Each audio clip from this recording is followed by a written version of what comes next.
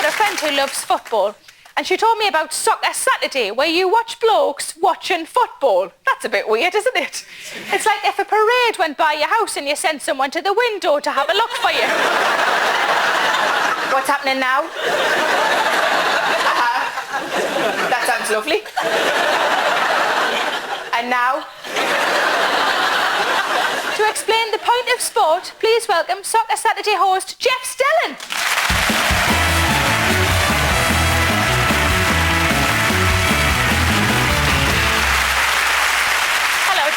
Hi, Sarah. Thank you so much for coming on the show. Now, you have 10 seconds to persuade me why I should love football. Go! Absolutely easy. David Beckham, Jimmy Redknapp, Jose Mourinho, David Ginola, Wayne... No, why did Wayne Rooney get in there? Hot, fit, athletic bodies, pucker pies. Are you coming with me? The pie thing's interesting. Explain the thing about watching the men watching the football. Does it make you feel a bit dirty? Why aren't you just watching a match? Why are you... I don't understand the concept. On a Saturday afternoon, we're not allowed to show live football, OK? Because it might stop people going to the games. So instead, we have people watching football and telling you what you're missing. So it's a football show, but you don't see any football. You don't see any goals. You don't see any near misses. You don't see any shots. You know, it's a bit like watching Aston Villa. Did you pick that at random, or did you know that that's my boyfriend's football team? You've done research! You do look like you have fun on the show. We've got a clip here of you defending Middlesbrough after a survey named it the worst place in the UK to live. Let's have a look. Look, this is not a rant, but the people who compile this tosh, no disrespect, are the type that go north of Rickmansworth only when they go to the Edinburgh Festival Fringe, and they think that everybody in the north lives in Coronation Street-style terraces. They're the type who buy skinny lattes and, call their mushy peas guacamole. They're the sort who go out to the Ganges on holiday so some bearded bloke can sit them cross-legged and teach them to relax. They're the sort who use their Blackberries in the silent carriages on British Rail, and they have baby shambles as their ringtone. They're the type who think that Little Britain was funnier than the Likely Lads. They've never been to Middlesbrough. They don't know about the Cleveland Hills. They don't know about service put together by wheat-free cake-eating, Montrachet-filling, Guardian... Sorry, there's a goal to tell you about the Goodison Park with Alan Smith.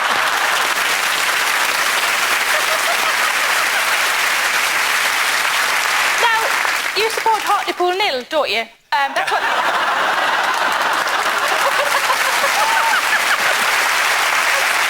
That's what they're called, though, isn't it? No, nearly right. When a player called James Brown scored for Hartlepool, you used to bring out a little model of the singer and do a little dance, didn't you? Would we like to see? Yes. Let's have a little watch. Hartlepool 1, Colchester 0. I'm not going to sing, but I'll tell you what.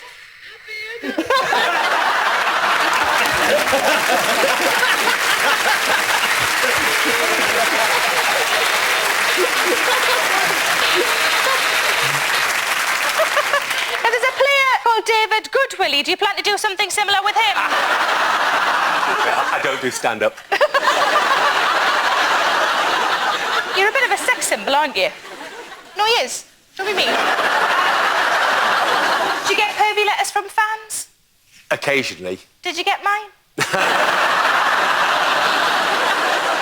You were the host of Countdown for a few years, weren't you? Did you ever get the conundrum? Got one conundrum in 3 years. How did you get the Countdown theme out of your head? Like, were you in bed with your wife going... Yeah. What? And 30 seconds was all I needed.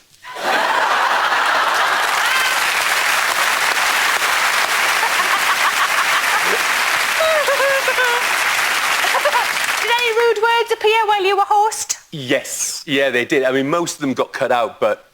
you'd have things like there was one student, I remember, he got a 9. So I went to him and said, so Dave, what have you got? And he said, I've got 9. I said, OK, what's your 9? He said, I've got shit-faced. And I said, well, I've got shit-faced too, but I don't boast about it on national TV. But it was in the Oxford English Dictionary. Is it? Yeah, it's in the Oxford English Dictionary. Did he win? He was the defending champion, yeah.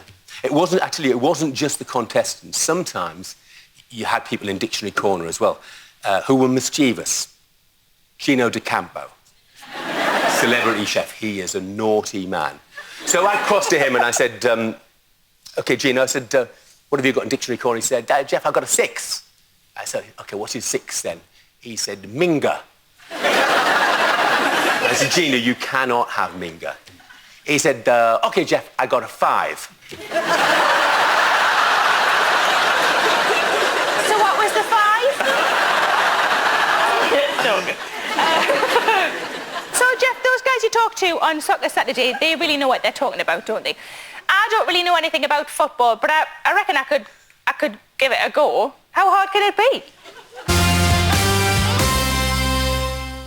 And that goal is Hartlepool's 100th in the league already this season. It hardly seems fair to the other teams. Sarah, what's happening in your game?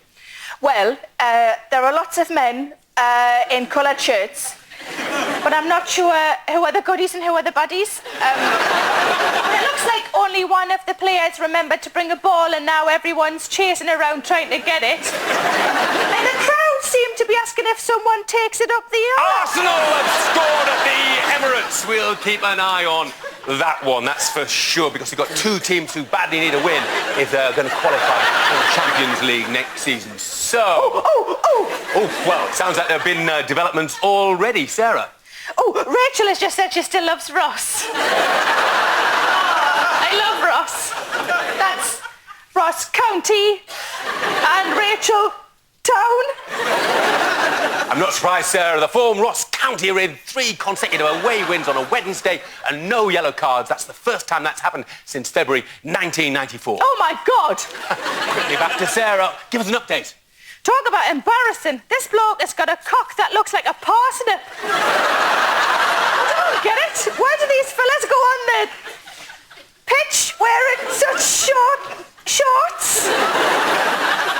What are you watching now, Sarah? I'm being good, Jeff. I'm watching Chelsea. And how are they doing? Not so good. Ollie's cut his hair off and one of the girls is worried she might have chlamydia. Right. So goals going in all around the country on this crucial day for several big clubs, not least of all in the North East Derby. What's happening now, Sarah? Well, the wide midfielders drifted into the hole, seen the full-back overlap and drilled a perfect ball right to feet, and the full-back's crossed it back stick, just perfect for the big number 9. He's given the keeper the eyes, sold him all over the place and hit it early doors. Got to be a candidate for goal of the season, Jeff.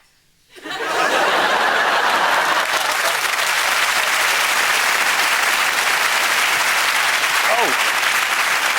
Right. And then Del Boy fell through the bar and spilled his drink all over himself. It's bloody hilarious. Show me the bloke with the parsnip cock.